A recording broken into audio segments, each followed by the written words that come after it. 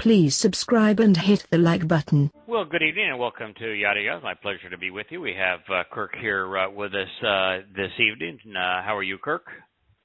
I'm good, thank you. Good. I've got a couple of quick items in the news. One of them is a slow burn. It's actually from about 2 weeks ago.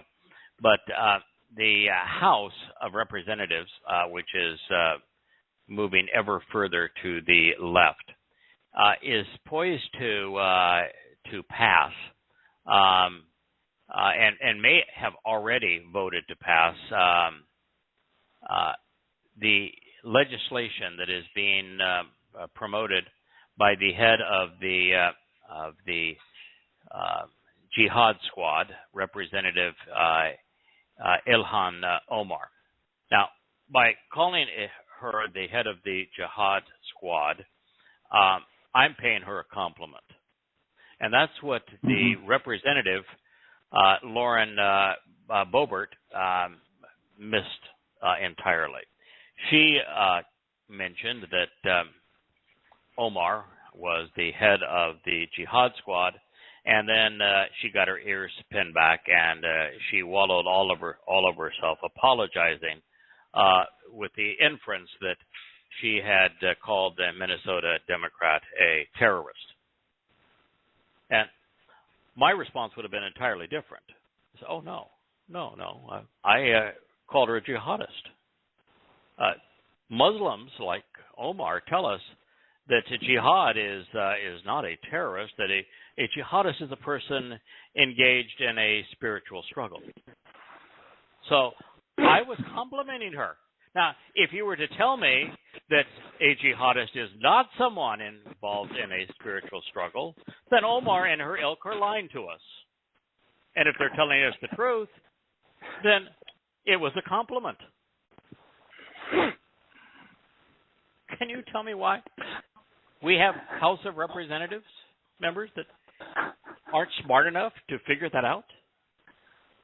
Or tell me why Omar can continually degrade Israel and Jews, and she's in good standing with the House of Representatives, and another member of the House of Representatives who is not making racist comments can simply say that she's head of the Jihad Squad, and they want to pass anti-Islamic legislation to create a special envoy to combat Islamophobia.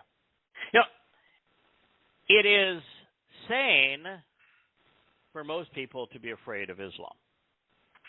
Islam is responsible for 99% of the world's terrorist acts. Simple fact. And therefore, since it was fundamentalist Islam that perpetrated 9/11, and it is fundamentalist Islam that is berserk around the world, then being concerned about such a thing would seem to be a normal response, and it should be an appropriate response for most of the world. The only people who should not be afraid of Islam are not Muslims, because Muslims are the victims of more Islamic terrorism than anyone else. And Allah, of course, in the Quran is presented as Satan. He spends all of his time in hell torturing people. The only people who should genuinely not be afraid of Islam are folks like us that are protected in the covenant. There's nothing a Muslim can do to us because we are protected by Yahweh's Malak.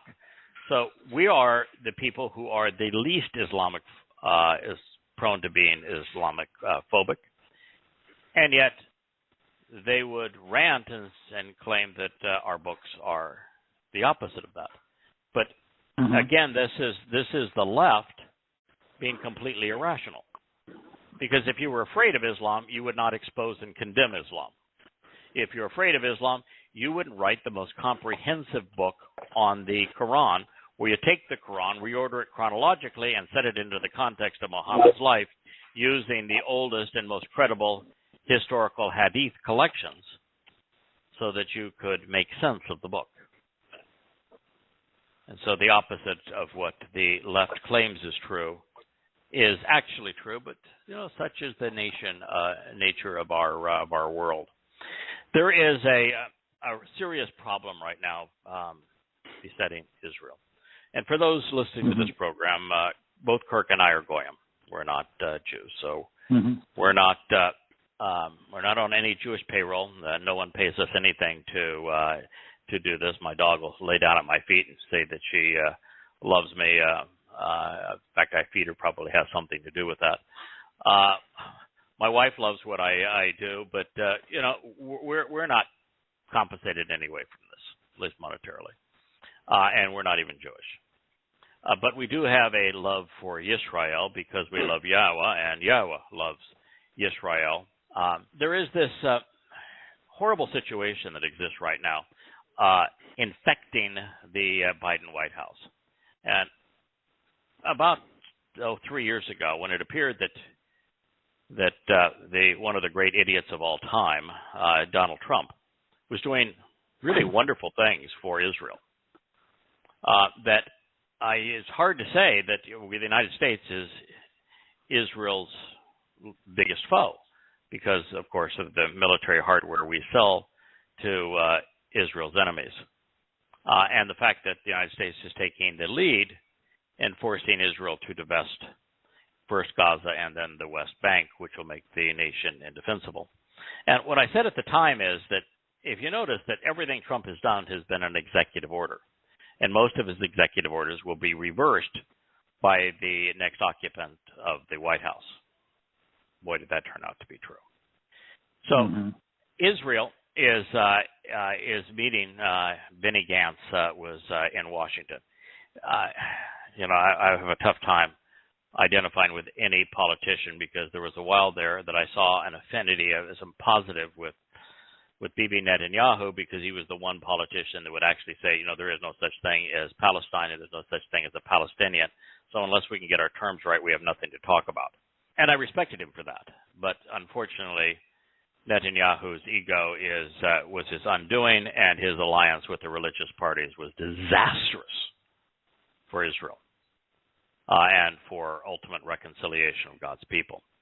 But so I'm going to tell you that the quiet, steady hand in Israel is not Bennett, because Bennett formed his government by bringing Ram into it, which is an Islamic party, and there's probably nothing he could have done that was more disastrous for the country, but these people do it for their egos. So the person I'm alluding to would be Prime Minister now if Benjamin Netanyahu had honored his agreement. That's Gantz. He is now Secretary of Defense for Israel. He went to Washington, and the purpose of the meeting was to have a discussion with the President and with Secretary of State and the Secretary of Defense on Iran, since Iran developing nuclear weapons is death for Israel. And the United States continues to screw around, pretending that they're going to form some kind of an agreement that's going to somehow preclude Iran from developing nuclear weapons. But all Iran wants is to have all the embargoes and constraints financially lifted so that they can have more money to spend on their nuclear program and build more missiles and drones to attack Israel. And Israel knows it. So the delegation went to Washington to say, it's obvious, and you're admitting it, that negotiations is not working, and all the Iranians want removal of sanctions, and they want to go on their merry way in terms of their nuclear program. And they're very close now to developing enough nuclear material for a bomb. So the only solution is a military one. We have to destroy them. We ought to work together. Your technology is better than ours with your bunker buster bombs. So what the President of the United States told Israel through his Secretary of State and his Secretary of Defense is there's a quid pro quo here.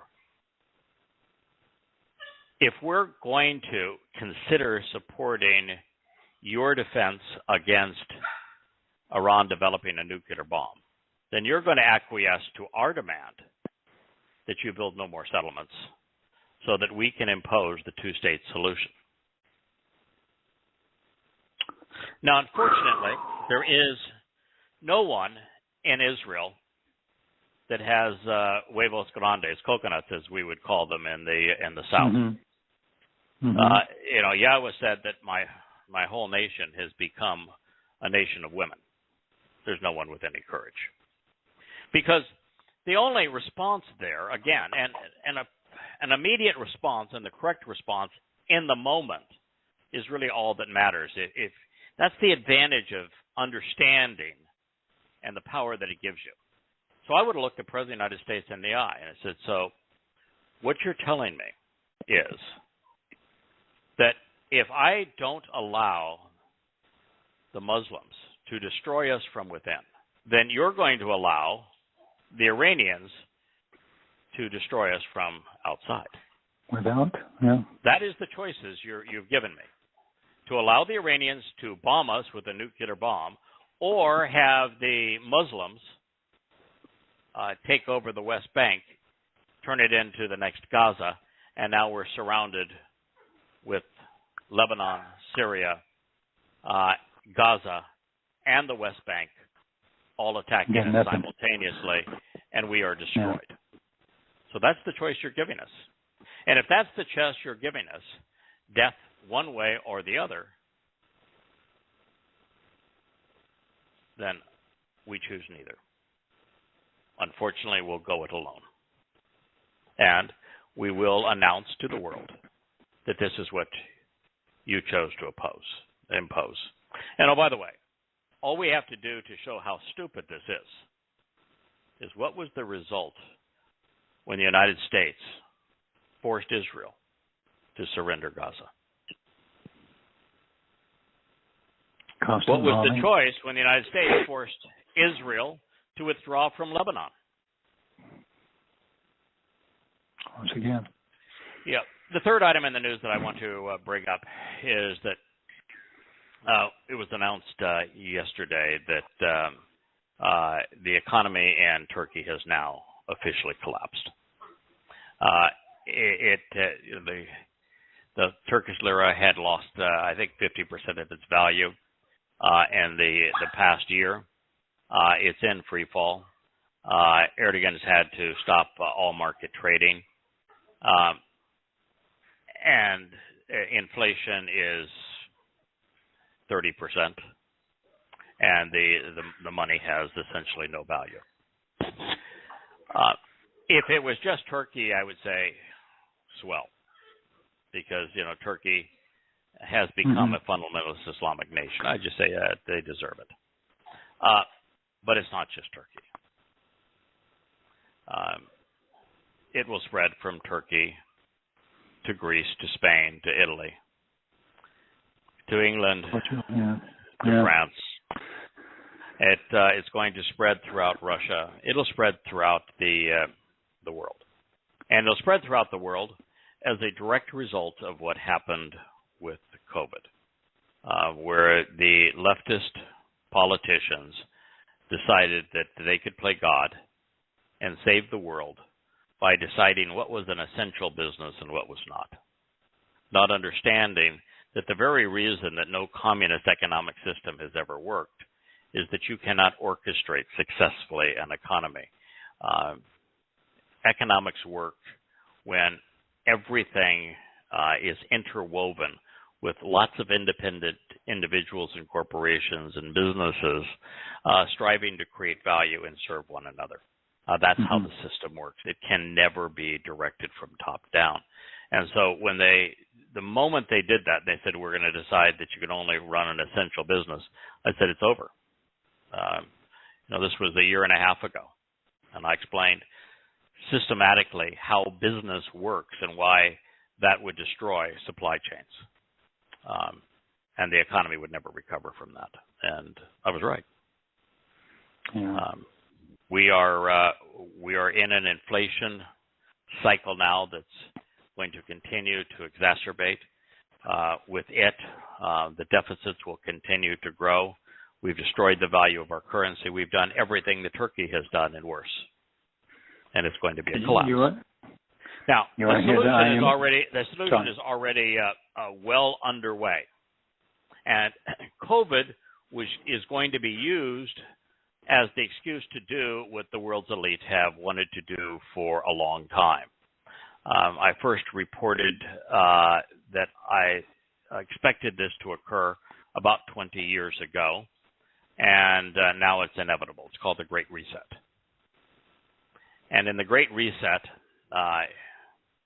you're going to have global control of economies. You're going to have global electronic currencies. You're going to have total control of the economy by governments, which means they will determine who gets to buy, who gets to sell, who gets to eat, who gets to starve, who gets to travel, who gets to live, and they will do so. And they will get the majority of the zombies now who occupy this planet, who have been rendered incapable of thinking, to go along, because they will essentially forgive all debt. If you have a mortgage on your home, you have a mortgage on your car, you have credit card debt, it will all be forgiven because, by the way, the currency is now worthless, so the debt is worthless. All be forgiven for you to accept the new currency and surrender all assets in the old currency. That's what's going to happen, and they will have absolute and complete control over everyone. And it's not going to happen 50 years from now, 40 years from now, 30 years from now, or 20 years from now. Not even 15 years from now. This is going to happen sometime between now and 2030. So you best be ready. And the only policy that can help you survive this is to be part of the covenant. Anyway, that's my thoughts on the news. Sorry to cast a somber spell on some of this, but hopefully some of that was humorous to you. This is where we were, Kirk, this time last week. I had shared this after we stopped broadcasting. We're still recording. It says, "In that day, I will cause the close friends, related family, and lovers, Aluth, the champions and confidants, those engaged in a familiar relationship with Yahudah, with Judah, the beloved of Yah, to be like a flaming platform upon a stage, a blazing cauldron in the temple and the timbers, to be like a flaming torch among the stalks of fallen grain, and they will devour them, to the right and to the left, enveloping all of the surrounding armies and people, while Jerusalem shall continue to be inhabited, succeeding with one thing logically following another through time in Jerusalem." Now, Kirk, you had some time, I think, to think about this over the week, and before the show began, you said this is obviously speaking of the final assault on Israel, the last war. Yeah, it has to and be. You're right, it is. To me. Yeah. And what's interesting here is the weapons being brought against the assailants, the enemies of Israel, against Yahudah, against Jerusalem.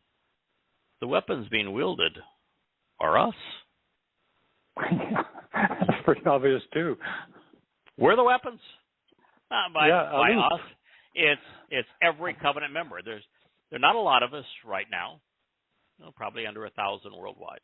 But by this time, upon Yahweh's return, because he is going to pull the blinders off the eyes of many of his people, and many of his people are going to choose to recognize Yahweh by name, by reputation, by what he has done, by what he is offering, by what he is expecting in return.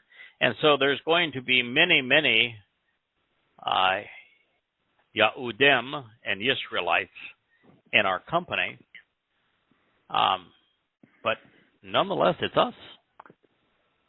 We are the firebrands. Now, Isn't that amazing?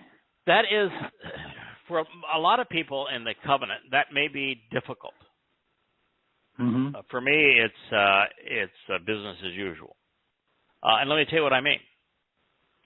The idea of being responsible for eradicating people, even people who have come to destroy our family, even people who have come to destroy our home, who would destroy our home and kill all of our people if we did not stop them, even in that, there is a timidity. There is a sense of, I don't want to get involved. Now, I don't know how pervasive that may be among covenant members. I know it's very pervasive in society. Yes. But Yahweh, while he is not a fan of violence, he is a good father. And if the only way to protect his family from you killing them is to kill you instead, he's going to do it. Mm-hmm. And that's the place we find ourselves. And so we now, as family members, get to act to protect the family and home. Do you remember the news. Mm-hmm. I do too. Yeah. Do you remember the example you gave years ago about the crib and the baby, and the snake is in the bed? You find the snake in the bed with your baby. You don't even have a thought about the welfare of the snake. You don't care if you're an animal right lover. You don't say you kill that damn snake just as quick as you can do it because he's going to kill your baby. What is you don't have to think. And remember the other story we picked up on years ago too, when the guy came into his barn and one of his workers was raping his 8-year-old daughter, and he hit him over the head and kept on hitting him, and he killed him. With and a 2x4. The judge said, absolutely, And somebody, the prosecutor said that, this is, he killed him. We at least need to bring him up in front of a jury. And the judge says, hell no. For what? Let's build a statue to him. No. Yeah. Not in my court. Listen, I know we're making fun of that too, and we shouldn't. I'm not making fun of it. But the fact of the matter is, it's a nasty, bloody job, but still. Yes. What do you want to say? That the earth is going to be returned to the conditions found in the Garden of Eden. In the Garden of Eden, there was no religion. There was no politics. There were no police. There were no militaries. There's not going to be any of those things if we go into the this transformation following Yom Kippurim, Yahweh's return, and the beginning of the 1,000-year celebration of Sukkah, of camping out with God. And so everyone that is religious, everyone that is militaristic, everyone that is patriotic, everyone that is overtly political, everyone who is conspiratorial will have to go. One nice thing is we won't have this debate with the anti-vaxxers anymore. There won't be any of them. I have some friends that are opposed to vaccines, but don't promote anti-vaccine. They just want their own body to be able to resolve this. And that is not to say that they won't be with us. But I will tell you that those who promote conspiracies will not. Mm-hmm. So we won't have that to worry about anymore. In fact, we won't have any of the there's actually two related diseases that have become the world's fastest growing religions. Conspiracy is one of them. Conspiracy is more on the right than on the left.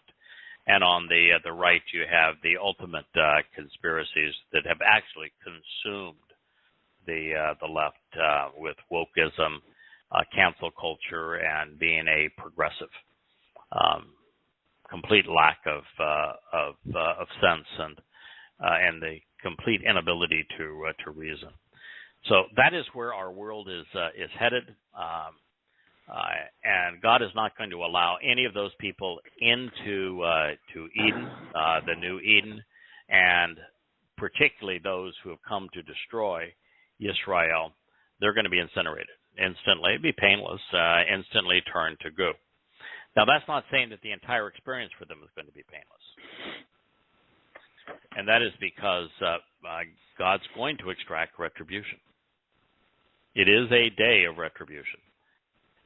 What retribution means is that those people who have victimized his people, and it's a long line of those. It's almost everybody that was in a position of power in Roman Catholicism. It's a huge swath of Protestant Christians. Of course, it's the whole history of the Nazis. But you have to be careful with when you say the Nazis, because the Nazis were popular throughout Europe because most Europeans were anti-Semites. And worse things happened even than what Hitler perpetrated in places like the Ukraine, even before Hitler rose to power. Same things happened in Russia, even before Hitler rose to power to influence them. And you've got every Muslim. I mean, it's a long list of people. All of the progressives now who are so anti-Israel. In fact, while we're talking about progressives, when the Biden administration came up with this idea that we're going to couple Israel not building any more settlements so that they can impose their two-state solution, the justification that Bilkin and the Biden administration gave is that they're being overrun by complaints on settler violence. That was their excuse. Do you know that settler violence is a myth? That it was a deliberate myth established by the left to create a sense of moral equivalency so that Israel could be blamed and the Fakistinians could be exonerated and justified in their acts of terrorism seen as resistance? There is no wholesale settler violence. Now, there were a couple of riotous protests. Riotous is probably too much of an extreme. But there were a couple of protests where Jews just got fed up and they started countering the Islamic protests, where the Islamic protests, swastikas and death to Jews and everything. Also, they said in kind, saying death to Muslims. Not smart, and it backfired, and that's part of what caused the world to turn against Israel as Israel tried to defend itself against the most recent onslaught of Hamas rockets. But this idea of settlers as a significant unified group attacking and killing Fakistinians is just a myth. Are there isolated cases where a Jew gets fed up with having family and home constantly terrorized by Muslims and acts out and attacks not one of the direct perpetrators, but someone driving by? Yeah.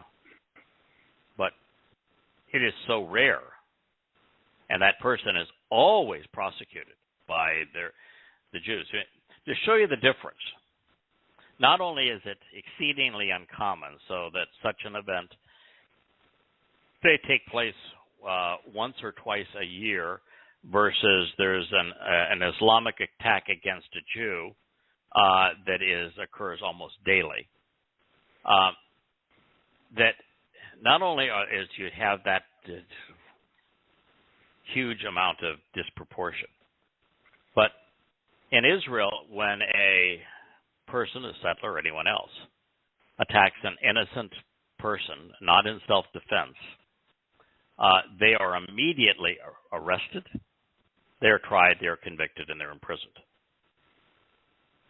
When a Fakistinian harms or kills a Jew, they have pay for slay.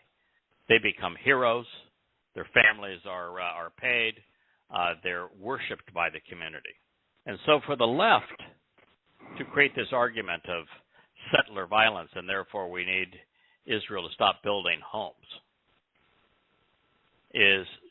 is one more proof that the left, the progressives, the wokeisms have lost their minds. They're absolutely out of their minds, incapable of thinking. Now, the woke police will probably ban us for making that statement. But maybe they ought to listen, because it's true. Now, this does answer a question, Kirk, that we have talked about for some time, which is that we now know that those who are harvested on Towrah will be instantly transformed into spiritual beings with the capacity to manifest physical attributes when desired. But on this particular occasion, we as spiritual beings are going to be returning with a divine quality of appearing as fire and being likened to blazing cauldrons and flaming torches. We will play a role in exterminating those who would exterminate Jews.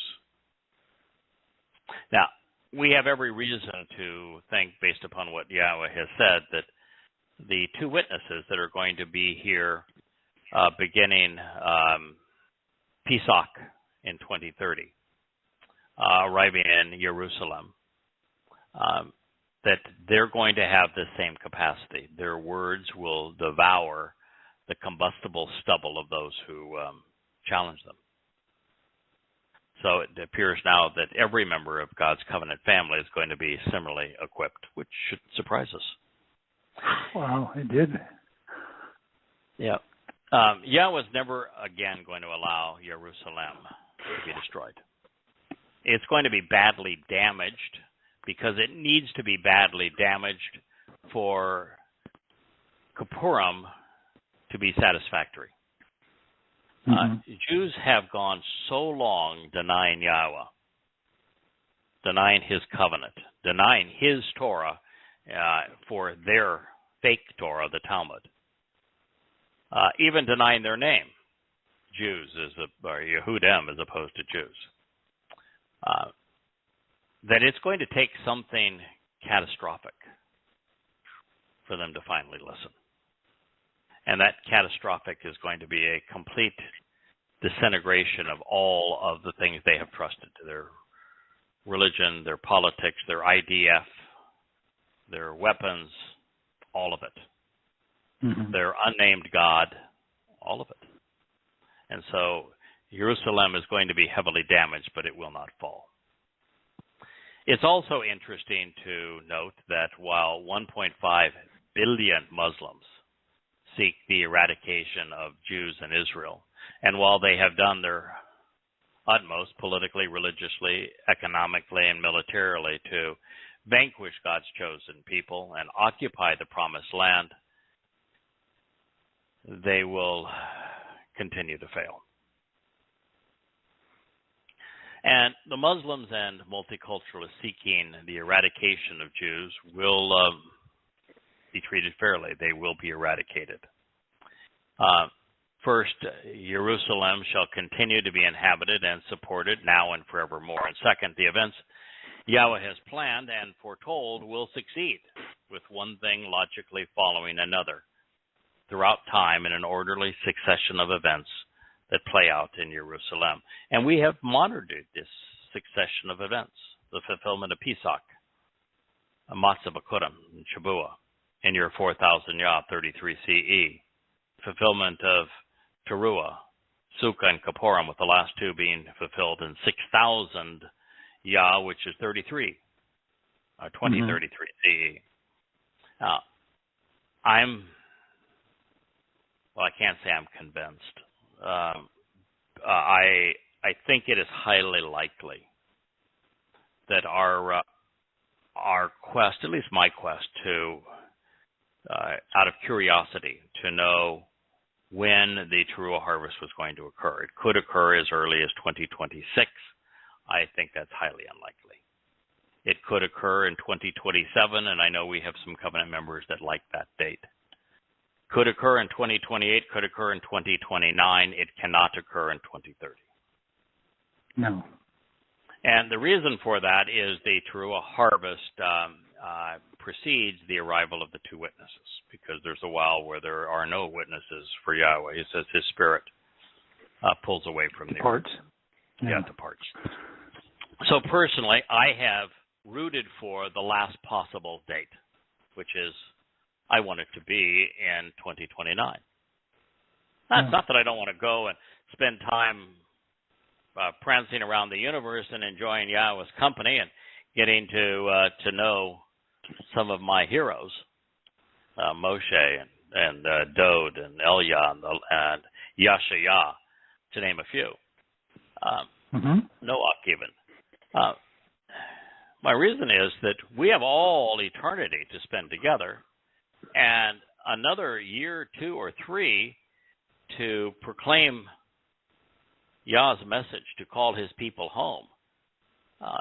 It's likely that more people will respond to it, and that Yah's Kippurim return will be more popularly attended. If we don't want to leave anything on. Yeah, right. And you don't want to leave anything on the field. I mean, let's finish the job. It's not that much more time. So I was eager to finish the job. But quite frankly, I'm biased. I really like this job. I think it's a really fun job. I think it's exceedingly rewarding. And the last thing I want to have occur is for Yahweh to be disappointed because we didn't do our job well enough, and there's very few people willing to attend Kippurim and acknowledge him by name.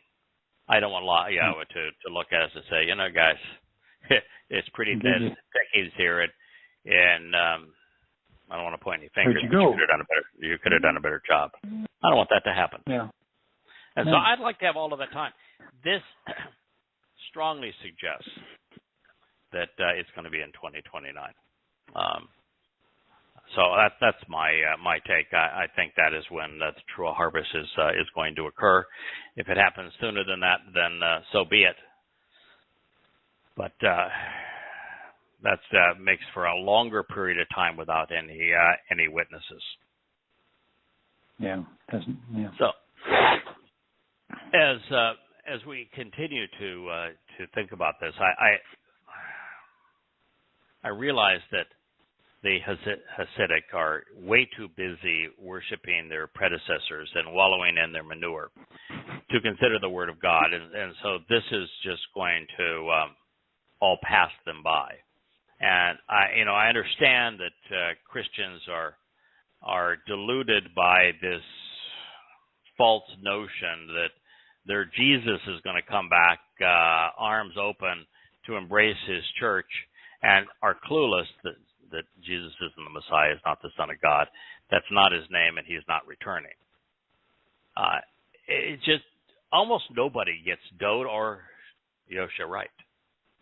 And so that's why they're all so confused. It's Dode who's returning, because Dode, David, is the Messiah. He is the Mashiach. He is the King of Kings. He is the Son of God. He is the shepherd. And it is he who is returning with Yahweh. And that does not diminish the role that Yosha played. It was exceedingly important, but neither Christian nor Jew understands it. And that's hard to believe, because Dode wrote eloquently about it in Mizmor Psalm 22 and 88, and Yashayah wrote brilliantly about it in Yashayah 53, that Yosha is the Passover lamb. That's a very important job. I had a question. Yeah. As I was going through this, I also read all the read a lot of commentators. I couldn't find one that had the story right. All of them have. I'm talking these are Christian commentators, and they've all got the church. All this is happening. What we just described in 6 and now in 7, and everything here is described and is reestablished in the church and for Jesus Christ's sake, and on and on and on and on and on. Yeah. And this now here's my question, or my confusion. Thinking about what they're saying, I'm saying now, wait a minute. Who do they think that Yahweh is taking these people to destroy? Are? Yes. I mean, for God's sake. And why, if it's Jesus Christ that is coming back, why does God say Dode? Next statement. Yeah. It's Dode.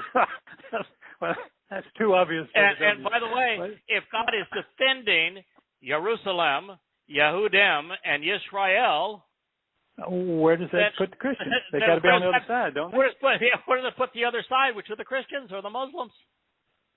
Yeah. Now, if this is, I know Paul said that David is dead and buried. He ain't coming back. Uh-huh. But so when he does come back, what then? Yeah. Religion dies hard. So there is nothing that's going to change any of this. I mean, God Himself could knock on the door of the Vatican and, given the chance, they'd crucify him because he'd be a heretic. Yeah. So it's amazing. How do you sell this? No, how do you sell it? You know, I for a while there, Kirk, as I was translating the book of Galatians and Paul's rhetoric, and I'd read stuff that was so utterly wrong. You know, where Paul would say that the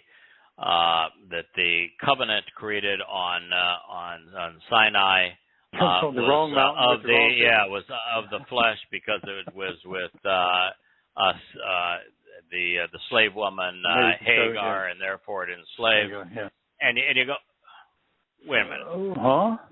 What is wrong with every Christian who has ever lived who has read that and not said, no, the opposite of that's true. The covenant that was provided to us from Sinai Horeb was with Sarah, and Hagar and Ishmael were expressly excluded. What he is writing is the exact opposite. Opposite. Yeah. Well, why isn't there a single one of them with a brain? That was my point.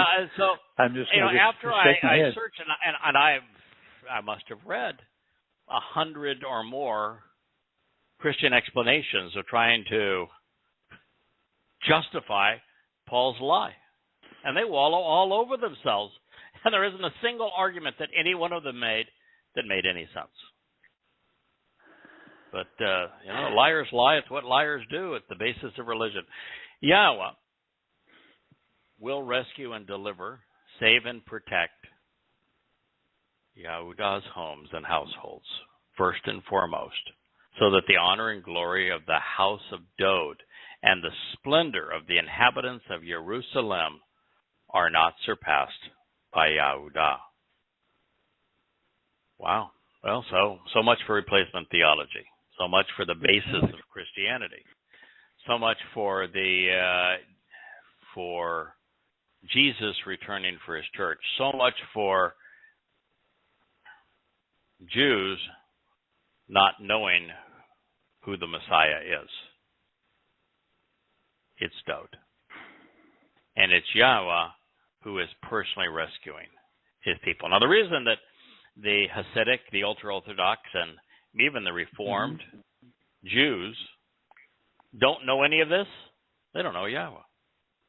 That's a name you will find nowhere in the Jewish world. Nowhere. Not in the Talmud, not in the Mishnah, not even in their readings of the Torah. They've written Him out, and therefore the notion that Yahweh rescuing them, delivering and saving them, is completely alien to them. But here He says, I'm going to rescue, deliver, and save Yahudah's homes, their households, their family, first and foremost, so that the honor and glory of the house of Dode and the splendor of the inhabitants of Jerusalem are not surpassed by Yehudah. Now, Yahweh does love Jerusalem. He has done His best work in Jerusalem. He affirmed the covenant and what would become Jerusalem. He established Dode's kingdom, His beloved son, in Jerusalem. He fulfilled Pesach, Matzah, Bekurim, and Shabuah in Jerusalem. He will fulfill Kippurim and Sukkah in Jerusalem. His home, for the 1,000 years we celebrate Sukkah is going to be in Jerusalem. Jerusalem actually means the source of guidance on reconciliation. So it means a lot to him. But there's something that means more to Yahweh than Jerusalem. And that's Yahweh. In that order. Yes, Yahweh. Yeah. They are the beloved of Yah. And so he loves Jerusalem. It's going to be the most magnificent city in the world. Nothing will ever surpass Yahweh's love for Yahudah. Dod himself was from the house of Yahudah, had sovereignty over a united Israel, ruling from Jerusalem. And while all of these will be enveloped in majesty, the ranking with Yahweh is Dod, Yahudah, Yisrael, which is actually the house of Dod, and then Jerusalem. Now, to come in fourth in God's list, it's a pretty good thing. Hey, to come forth. Yeah, okay. Yeah, being in God's top four, that's a pretty darn good thing. So, but they are Dod, Yahudah, Yisrael, and Jerusalem. Now, of course, that's a little like asking a chocoholic if she prefers chocolate cake, chocolate pie, chocolate ice cream, or chocolate cookies, right? They're all pretty darn good. Dod, who Yahweh calls his firstborn and his chosen one, is not individually listed because he's working with Yahweh, delivering Yahudah first, and then Yisrael, the house of Dod, second. He is the embodiment of everything Yahweh is attempting to do. He is the embodiment of the covenant. He is the embodiment of what it means to be a shepherd. He's the embodiment of what it means to understand and to be right with God. He's actually the embodiment of something else that, I tell you what, you read the Proverbs, and it comes through very strongly. And also, if you read the Torah, particularly Devarim, it comes through very strongly. God's not into wimps. The passive people do not trip his trigger. He likes strong individuals. He likes people that have a backbone, that will stand up and will resist what is evil, who will fight for his people and for his home, for his truth.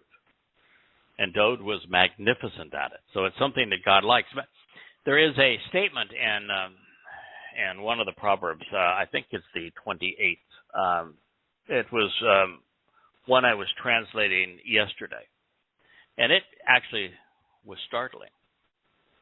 It says that an insignificant, an indifferent shepherd or leader shames the father.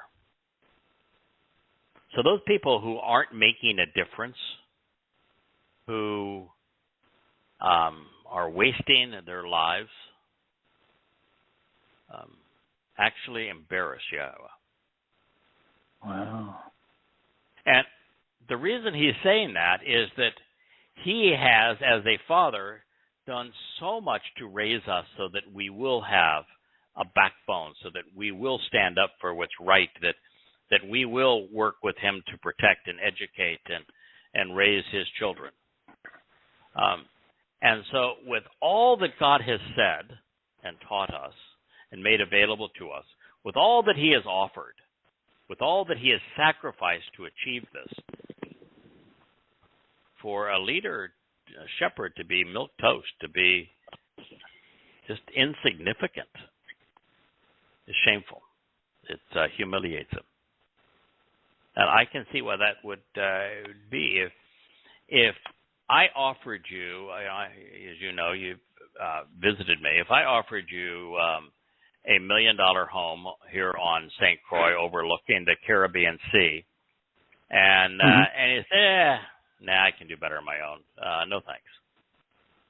It'd be hurtful. It'd be hurtful. And that's Yahweh. I'm offering you my home. Yeah, try me. Try me. See if Just an example. Okay. Yahweh is offering his home, eternal life, the entire universe, perfecting us, adopting us, all of that, and his people have routinely said, no, we can do better on our own. Not even thanks, but no thanks. Wow. But no, we'll just do better on our own. That's embarrassing. It's humiliating to God. Now, his own people, the people he communicated through, the people that he liberated, the people in whose language he gave these prophetic testimonies, said, no, we do better on our own. We're going to create our own Torah. Thanks, no thanks for yours. We can do a better job. God finds it embarrassing. So, as we recognize that Yahweh will be sculpting his new home with light, it's true that all the covenant members, including Dode, who are going to be enjoying it, are also going to be as radiant as their homes are glorious. The way this is worded, we know that Yahudah is Yahweh and Dode's first priority. And yet, when it's all said and done, it will be no more majestic than Jerusalem. And that is because Yahweh is going to treat all of his children as if they were royalty, even those of us who are adopted. And, this is good news. I've always thought that we're recognized that we're playing an important role called Yahweh's chosen people home. But once our role is done, they take precedence over us. Mm-hmm. I'm not ethnically a Yehudim, and I'm very comfortable with that. In fact, tremendously comfortable, because of the fact is I don't want any responsibility. Eternity sounds like a really wonderful place just to hang out and do fun stuff. Why do you want responsibility, right? I've got enough of that. So that was always appealing to me. But I don't think that's the way it's going to be. I think that once we're past the millennial Shabbat, where Yahweh is going to administer the world through his family and through and Yisrael, that after that period of time, I do think we're all going to be on reasonably equal footing, with Dode being supreme among the equals. So on that day, Yahweh will defend the inhabitants of Jerusalem, and he will have their backs. So it will exist that the wavering and weak need among them on that day will be likened to and compared to Dode. And the house of Doeg will be like God, similar to a spiritual implement and heavenly messenger of Yahweh in their appearance. Well, that's really fascinating. So on that day, Yahweh is going to have Jerusalem's back. That's kind of the terminology we use today, doesn't it? So he actually wrote it as we would say it today. Don't worry about it if you're an inhabitant of Jerusalem. I'm going to have your back. Then the next is that we have a lot of weak-kneed people. Terrorism makes them weak-kneed. They have post-traumatic stress syndrome and all that sort of thing. And he said, no, at that time, I'm not going to have any more patsies. There's not going to be any more tremblers. Now, everyone that day is going to be like Dode. Dode was courageous, man. If there was someone attacking Yisrael, Dode was on their case, man. Yeah, I'm on it. And he led the defense of Yisrael from the front. He had no fear. And so God's going to say everybody's going to be like that, which means, guess what? God likes that. He's not telling you to go out and slash anybody or pick up your sword or don't do any of that sort of thing. The only place that you can fight on behalf of God is under his express instructions in Yisrael at the right time, and only under the orchestration of Yahweh through Dode. So between now and then, talk about it. You have no license for violence. Now, the other part that is so interesting here is that God is saying that we're all going to be like Dode.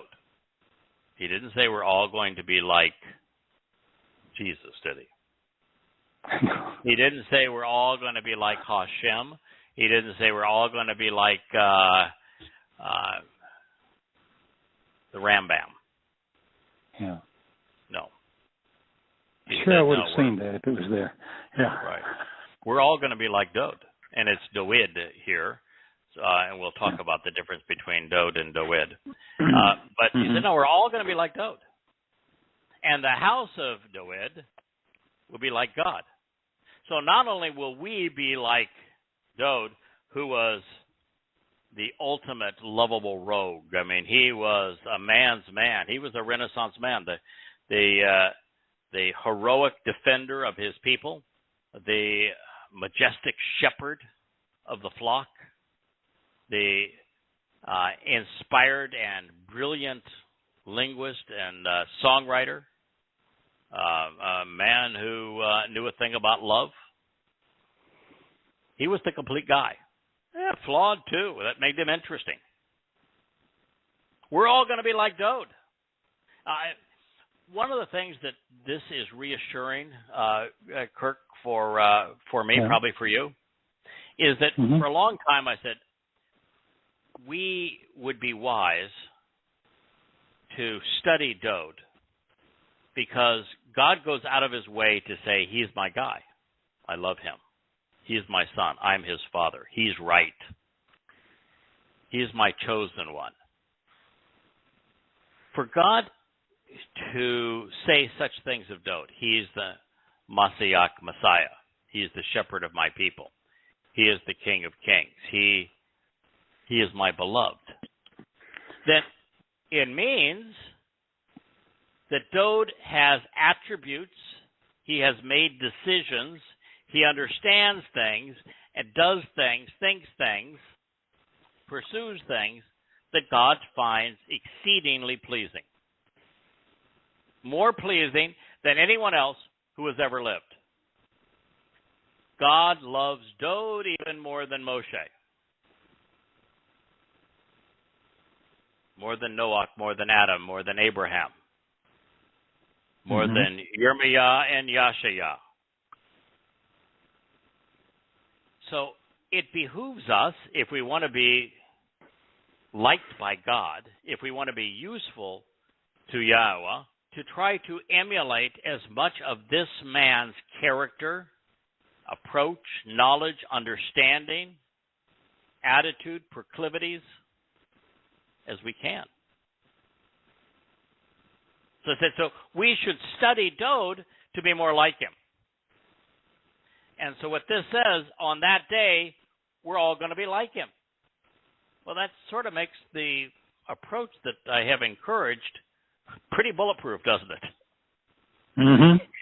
If God affirms what you're trying to say, you're probably saying the right thing. That's right. So we're all going to be like Dode because that's what God likes. He likes character. Yeah, that's some guts. He does not like the feminization of his people. Listen, God loves women. As a matter of fact, one of the Proverbs, when it was, it speaks of I think, an errant translation of the evil woman. I don't think it's an evil woman at all. And in it, God actually says the life, the soul of the woman is exceedingly worthwhile. And yet you would toss it away.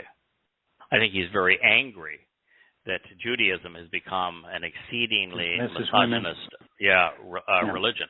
You know, in Judaism, it is considered promiscuity to allow a woman to even study the Torah, to read it. And so it is a misogynist religion, and God is saying, woman's soul is worth so much more than that.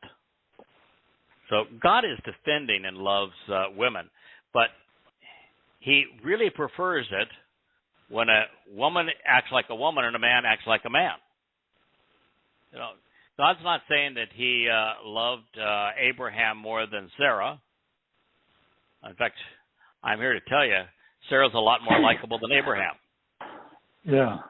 But the fact of the matter is that his people have demeaned women, and that's not what God is into. But he wants men to act like men. And there are some characteristics of men that I think Yahweh would be very comfortable with women embodying.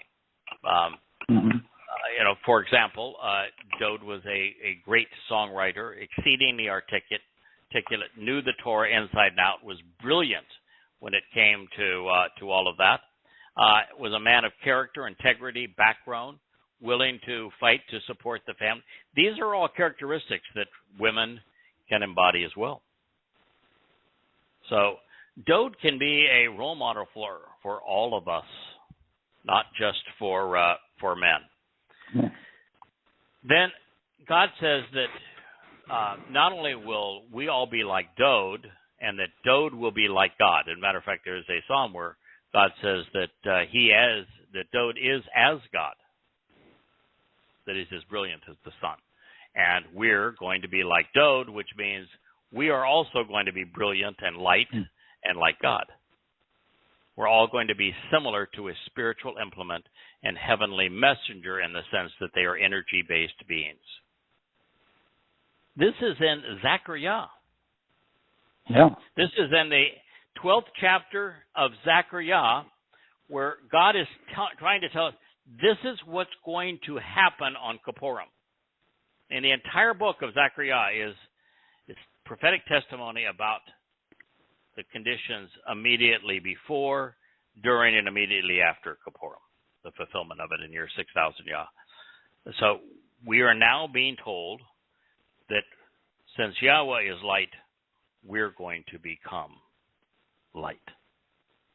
Now, as photon of light, then time simply exists. It's eternal. Whereas as light, it means that we can explore the entire universe, because we could transverse whatever it is, 92 billion light years across, a diameter of or a radius of 46 billion light years. We can go from where we are to any point in the universe, not in 42 billion light years, in zero time. Because on a photon of light, time simply exists, and speed is distance over time. And if time is zero, the speed is infinite.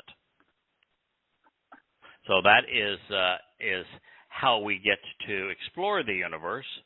And as a photon of light, we are not restricted to all of the issues in 3D.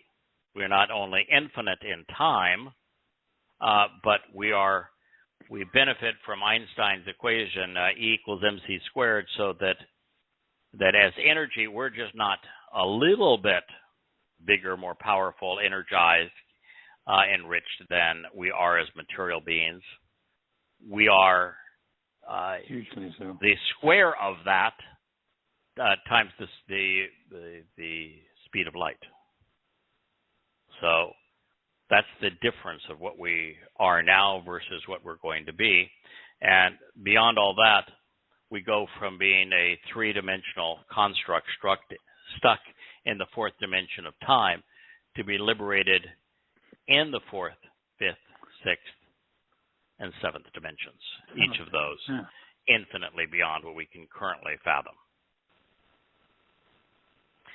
So as their father and their God, Yahweh will defend and protect the house of Dode. Now, that means something that God's going to emphasize here in a moment.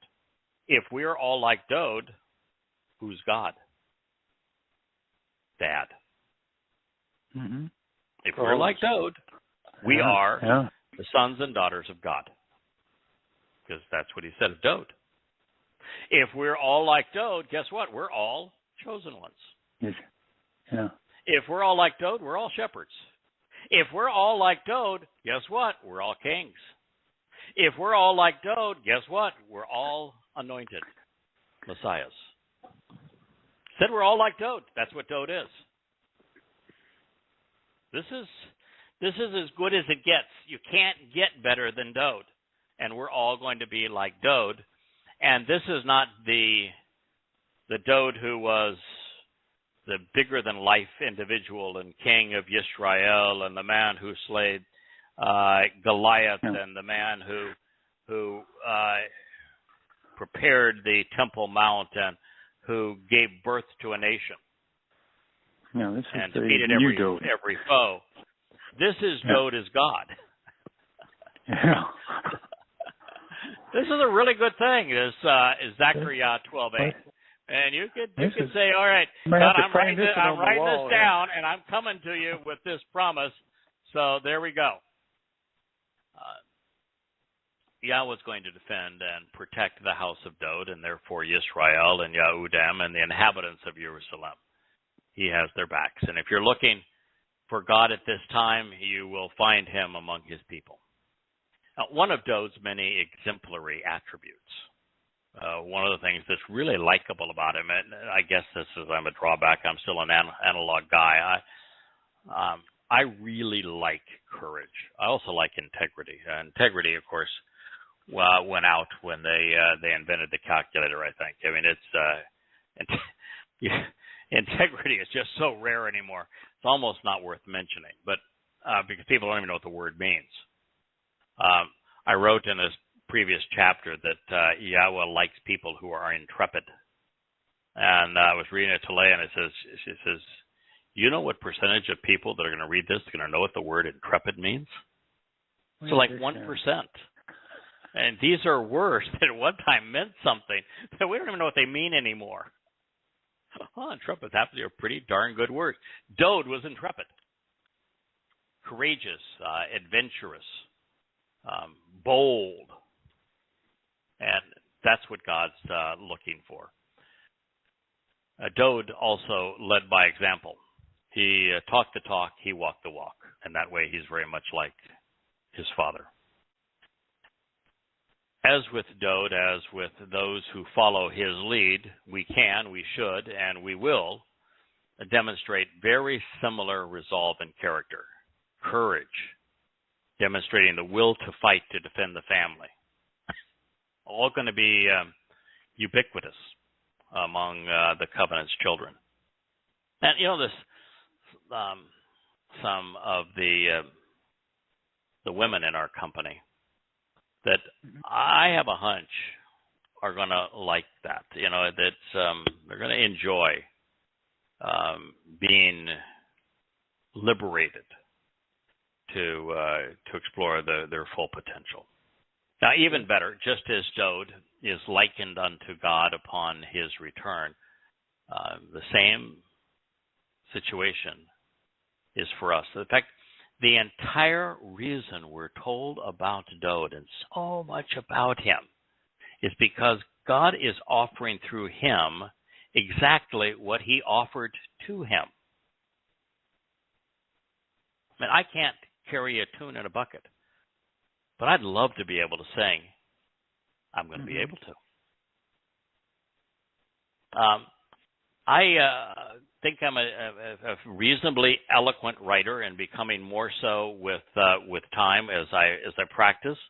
And yet I don't measure up to Moshe or Dode, but I'm going to. I think I'm a pretty courageous guy. I know nothing of fear, but you know, it's one thing to be able to talk about it. It's another thing to be confronted with it. And Dode was heroic in this regard. Now, thankfully, we're going to be likened to Dode, similar to God, with the appearance of a malach, which I guess is the best of all possibilities. It is therefore the enriched and empowered, the emboldened and fearless who are inheriting the kingdom of God. not the mealy-mouthed or the meek. Now, every time Dod's name appears in a Mizmor in the Psalms, and thus by his own hand, it is written DWD. Mm-hmm. DWD, of course, reads the same left to right, right to left. DWD means beloved. It is a common noun in Hebrew. And as DWD, the two consonants and a vowel. The vowel is in the middle. It would be Dod. Dod's contemporary Shamuel also scribed the Mashiach's name as DWD. Of the 1,073 appearances, plus or minus 7 occurrences, depending on who you use as the resource. Mm-hmm.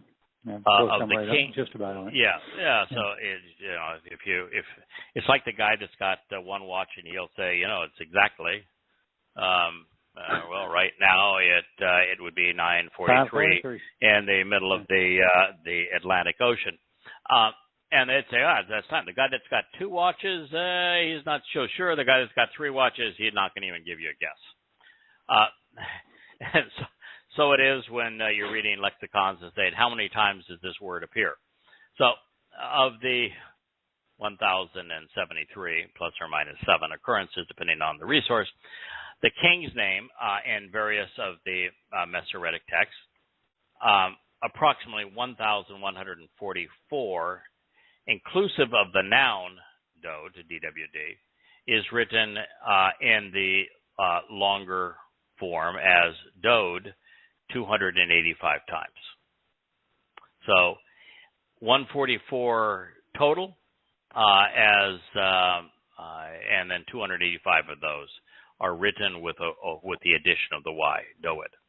Of those occasions, they are mostly from the books assigned to the Second Temple period.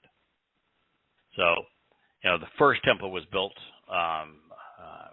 post-Dod, and then the ones and all of those books spell it DWD, and then you have the books of the second where they add the Y. So there's some mixed usage in there as well. And I think this is important because we do take the approach of presenting it as Dod.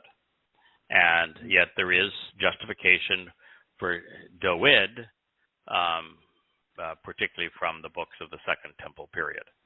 So every book belonging to the First Temple period, or not later than the first part of the 6th century BCE, presents the Mashiach's name as Dod. Deleth, Wah, Teleth. So the doorway on either side of that which makes us secure and adds and increases us. Isn't that how you would? That's very good. Yes, we've talked about that many times. Yeah. Mm-hmm. Yeah. So it's the doorway which increases to God's home. To be even more specific, in the script of the prophet who knew him best, Shamuel, Dod's name appears 575 times in the testimony of Shamuel. All 575 times as DWD as Dod, and not a single time as Doed. The 3-letter spelling is further reinforced in 4Q Sam B, which is dated to 250 BCE, and thus is among the oldest of the scrolls. In Melechim Kings, the name of the King of Kings is written 93 times as DWD Dod, appearing 3 times as Doed, which is likely from the hands of a later copyist. In his own Mizmor Psalms and the Mashal, Proverbs, the prophet's name is scribed as DWD Dod, all 88 times. In the major prophets, Yashaya, Yirmiyah, Ezekiel, we find DWD Dod written 28 times, while Doed appears just once. In the books attributed to his great-grandmother and to his son, Ruth, and Ecclesiastes, all three occasions of Yahweh's chosen one were written as Dod. The exception to this rule is found in the minor prophets, such as Zechariah and Malachi, where we find Dod once and Doeg 8 times. It is only in Chronicles, Ezra, and Nehemiah, which were among the last books compiled, that we find Doeg written all 271 times, comprising 95% of the total that are Doeg. Dod's name is based upon Dod, Strong's H1730, which appears as a noun 61 times and means beloved. The only name which appears more often than Dod's in the Torah, Prophets, and Psalms would be with that other guy. What's his name? Yahweh. Yahweh. His name appears more often. The other guy, Dad. It is curious that the older, originally clearly preferred and predominant spelling as Dod is considered defective in biblical scholarship. Matter of fact, I had a fellow that read Questioning Paul, a Jewish fellow, pretty much full of himself, and he said that my transliterations were dated, and that there were more current transliterations. And give me a great example would be, of course, David. There's no V in Hebrew, and there's no justification for the I, but nonetheless, David. And the Wa is pronounced as either an O or the U sound, and so there's no Da in Dod. And so my preference is lay out the letters. This is what the sound of those letters. So they'll take mitzvah.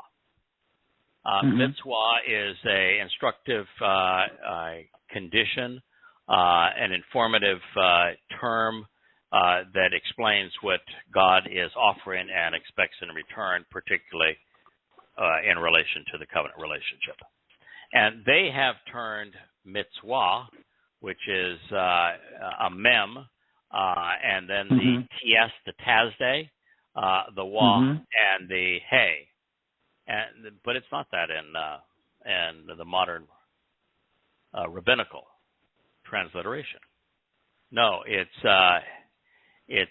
mitzvot, and and rather than the ts, it's a tz. Now there's a z in Hebrew. Yeah. But the z is not in the word, right? And there's a wa in it. And there's no V in Hebrew, and yet they have a V. And the last letter is a hey, and yet they change it to a T. So I'm here to tell you that you're right. My transliterations are actually based upon the sounds that the letters actually make. Yeah. That's my preference. How dare you? How dare you? Yeah. Anyway, so all of this is important because this man is God's beloved son. And so if there's a name to get right after Yahweh's name, which would be the first choice, the next most important name to get right is the second most repeated name, and that would be Dod. Yeah. So let's call his son, my youngest son, his name is Blake. And if you were to call him Bum, I would say no. His name is Blake. It's not Bum. And so Yahweh named him Dod. It's not David. Try to honor the Father by getting his son's name right. So the rationale of those who call the name defective is tainted by the fact that they believe that the Wa is a consonant rather than a vowel, which of course belies any logical review of the Torah, which the O sound in Torah comes from the Wa. They make the claim that the Wa in Yahweh's name, thereby claiming that it is unpronounceable. Okay, well, I suppose that we are to believe that poor diction and perhaps dyslexia ran in the family, such that neither Yahweh nor his son, Dod, knew how to write or pronounce their own names. Or maybe not. Occam's razor, attributed to William of Occam, who proposed that when choosing between hypotheses, the one requiring the fewest assumptions is preferable. Boy, that just rings true with me. Would lead us to the conclusion that perhaps it is biblical scholarship which is defective. I got to jump in for just a second. Yeah. Okay. When you finish it, every time I see Yahweh, and like when we did 12:6 or 12:7, I think it starts out with Yahweh. I look it up anyway, and I know what I'm going to find, but it just is my biggest gripe, and so I stay angry most of the time, I think, because of this one.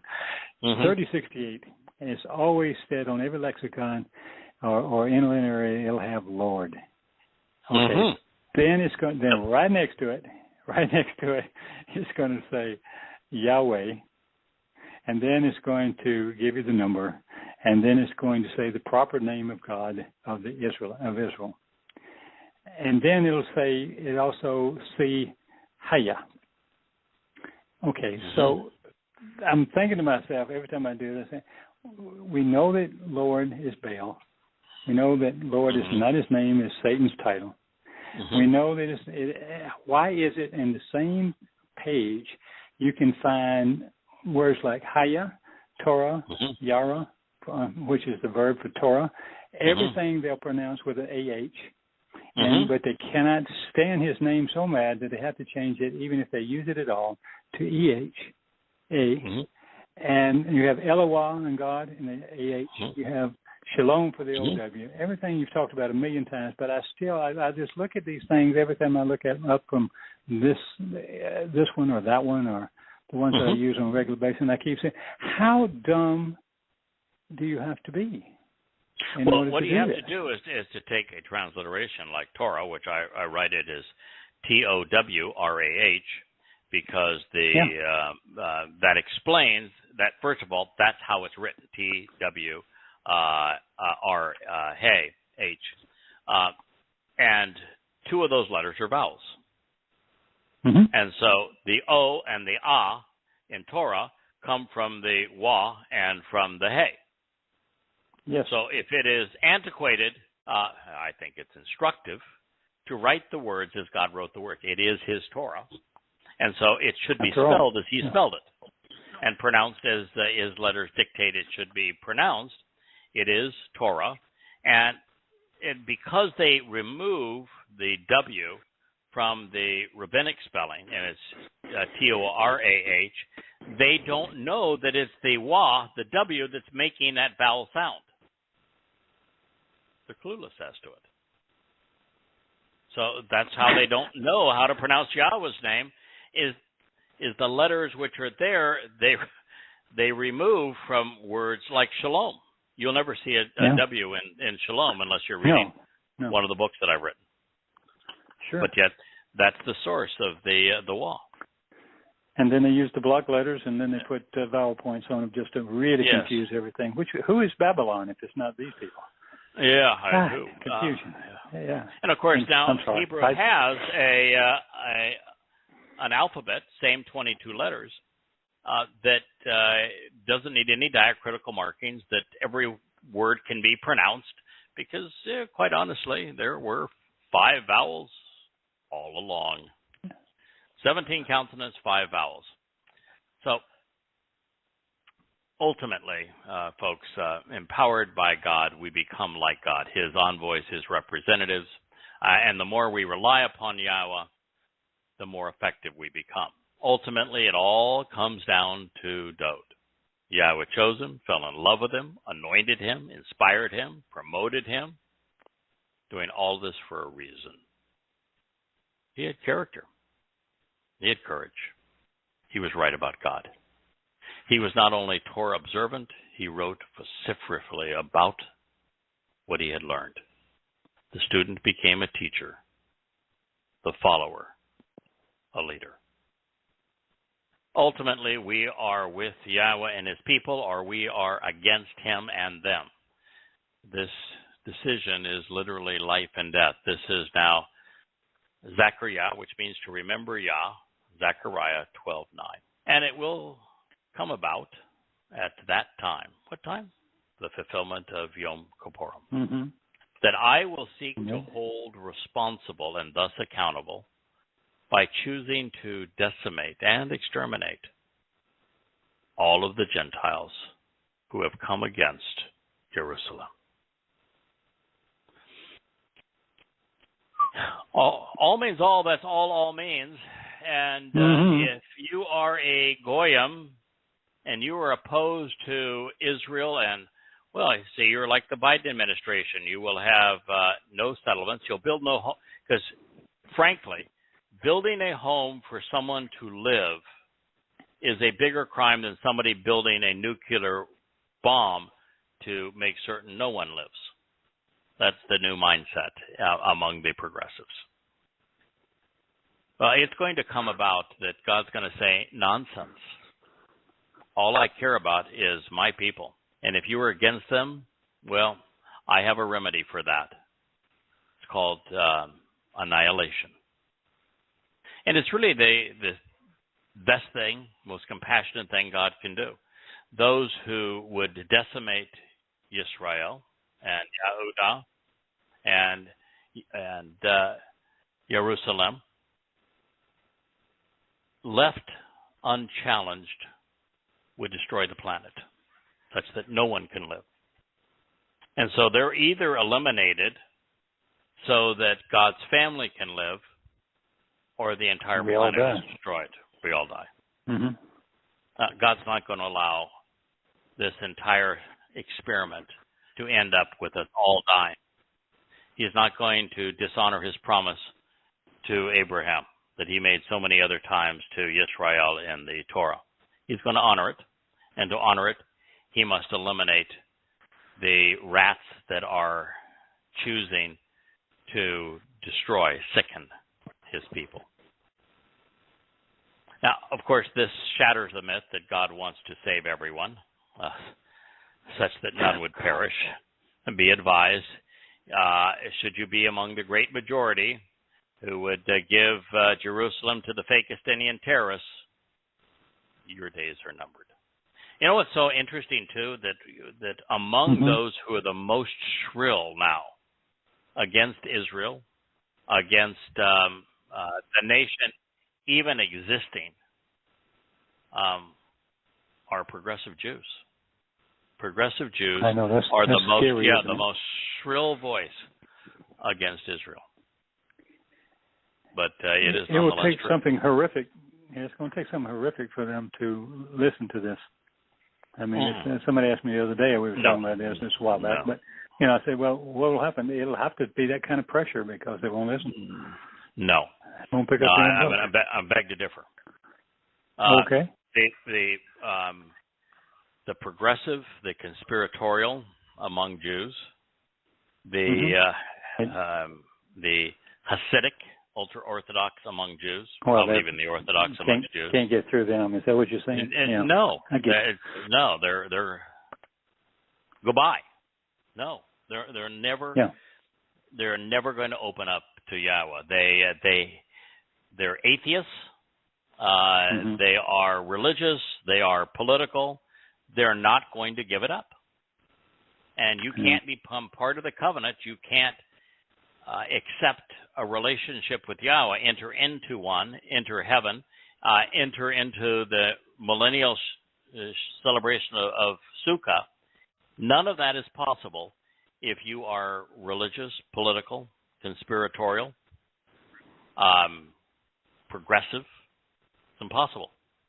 And I don't see any of them giving that up. So I think that the best we can achieve is that some perhaps 1 in a million Goyim and about 20% of Jews and Israelites are going to be receptive to Yah's message. So the point you were making that something has to be really bad, and it's going to get really bad. The world as we know it is going to continue. Well, the world as we know it isn't the world that we knew even 2 years ago. Corona forever changed the world, and we're never going back. And in fact, it's going to get progressively worse. So the world as we know it no longer exists. As we knew it no longer exists. And it's going to get very, very bad. And it has to get very, very bad, even for that 20% to listen. So we will continue to do our best to expose those Yehudim to the truth. We will do our very best to expose and condemn Judaism so that they understand they're going to have to reject Judaism for them to become Yehudim again. Your point is valid, but not on the people you're talking about. I think that there is a 0% chance that we're going to have progressives in the covenant, that we're going to have wokers in the covenant, that we're going to have any conspiratorialist in the covenant, that we'll have any religious person, any political person, any patriotic person. None of them will be covenant. Now that's the prerequisite. You've got to give that up. No, I understand that. Yeah, I just hope the number would be bigger. If it got bad enough, somebody would pay attention. But I don't think. You know what you said the other day? I am not. I used to be. I'm not anymore. And I haven't been for some time. I want the number of individuals who accept Yahweh to be acceptable to Yahweh. Beyond that, I really don't care. Yahweh has made it clear from the very beginning in terms of who he has chosen to work with that it is definitely quality over quantity. There were two people in the garden, and Yahweh was happy enough with just one. But there were two. That's true. You know, the first family, very small. When he chose to save humanity, he worked through one man directly and his family of 7 additional people for a total of 8. That was enough. When it came time to form the covenant relationship, it was done with 2 individuals. Once again, and everybody else was excluded. There was only one son to carry that torch, Ishak. And then only one of his 2 sons would carry that torch.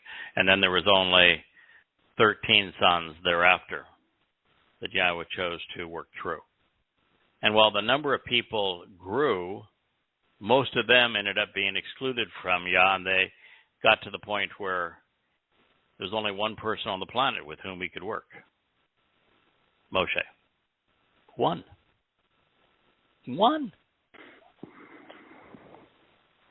And throughout most of the time that there were the prophets,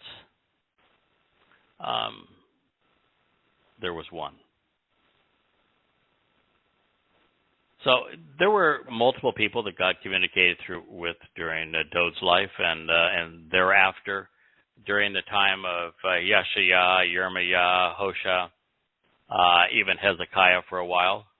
They all lived at the same time, so there were a handful of people. There was a period where I think there may have been even tens of thousands. Could have been during the time that Hezekiah convinced the people to celebrate Chag Matzah for not 1 week, but 2.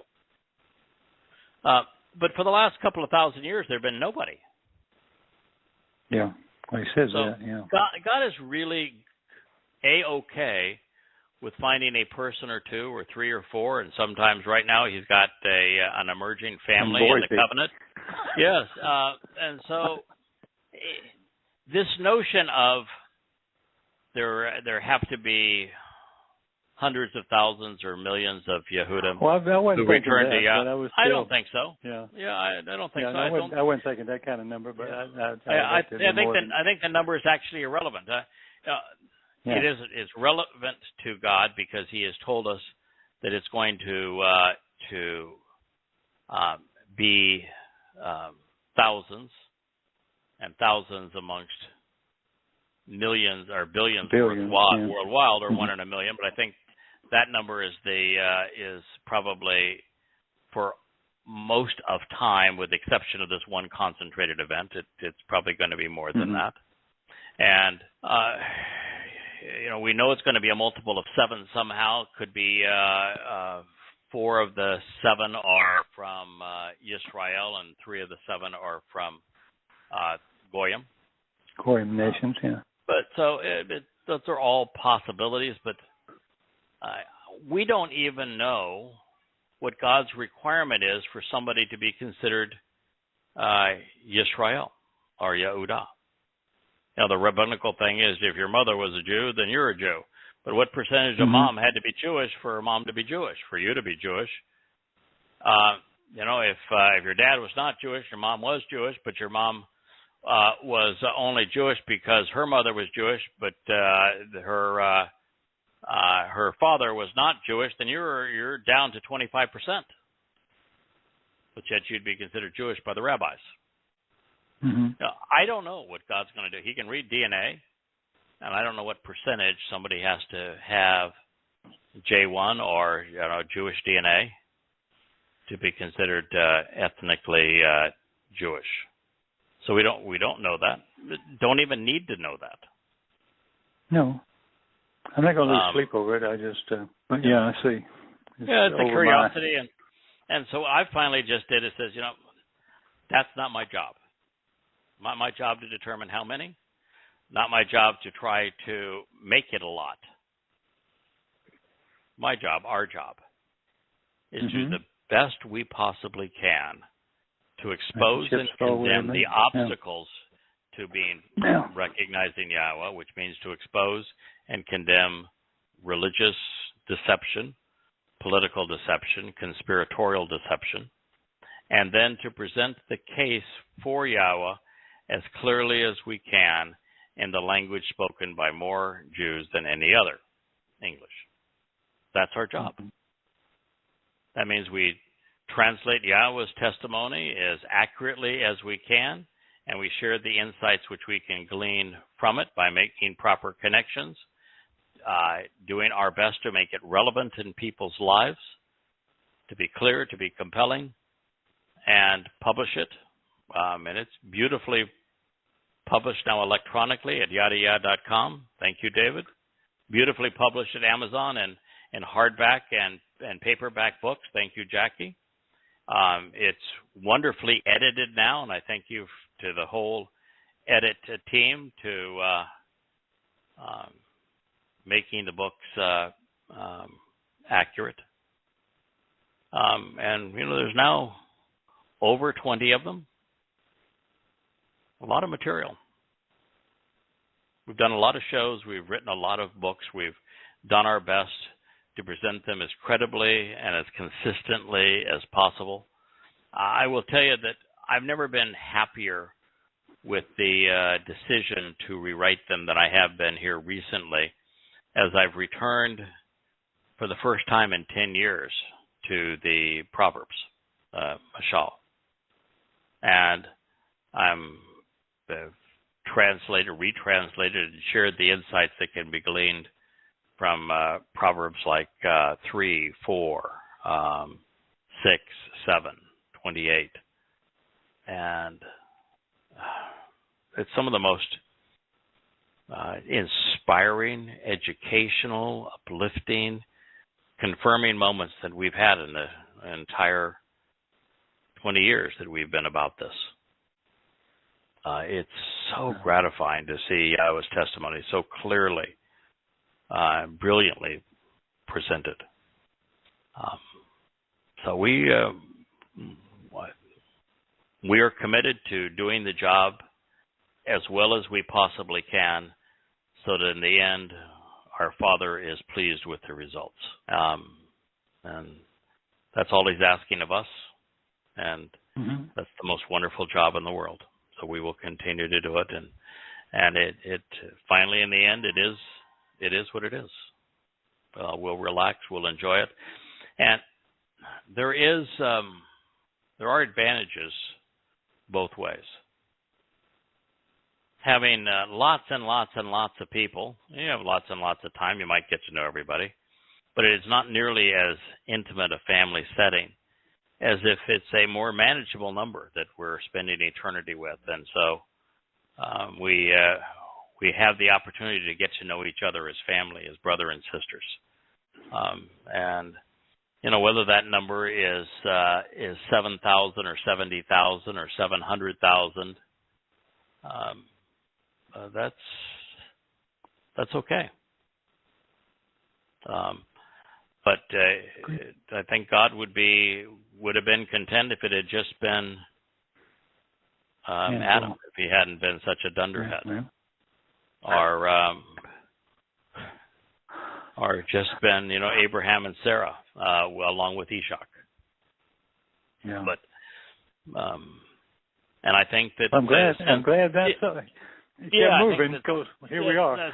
Since we began this 20 years ago, I think God was pretty content to say, all right, I'll work with this idiot. I think he's got potential, and I think that over time, God said, okay, that was a pretty good choice.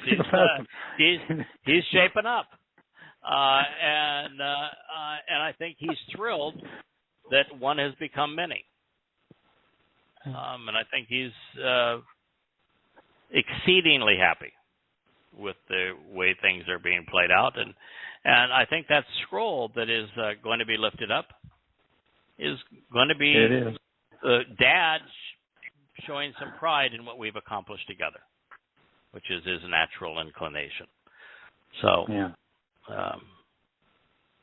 we will continue to expose and condemn Judaism, Christianity, Islam, progressive liberalism, conspiracy, because those things have to be exposed, condemned, and resolved for somebody to walk away from them and enjoy a covenant relationship with Yahweh. And then we will do our utmost to explain the terms and conditions of the covenant, the benefits of the covenant, the benefits and purpose of each of the Moed Mikre, and the value of the Torah, so that everybody who wants to know Yahweh has that opportunity. So may Yahweh bless you all. Have a wonderful Shabbat. My pleasure to be with you here, Kirk, and we'll return Thank you. to where we left off this time next week. May Yah bless you all.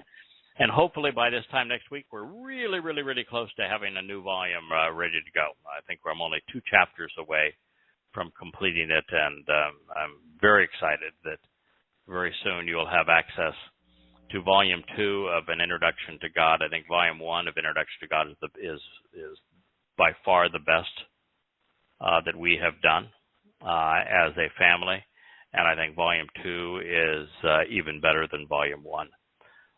So it's rich with insights, lots of material for the family to grow and for those who are not yet with us to come to know Yahweh. May Yah bless. Happy Shabbat to one and all. Look forward to being with you this time next week. Good night. Shalom, shalom. Good night.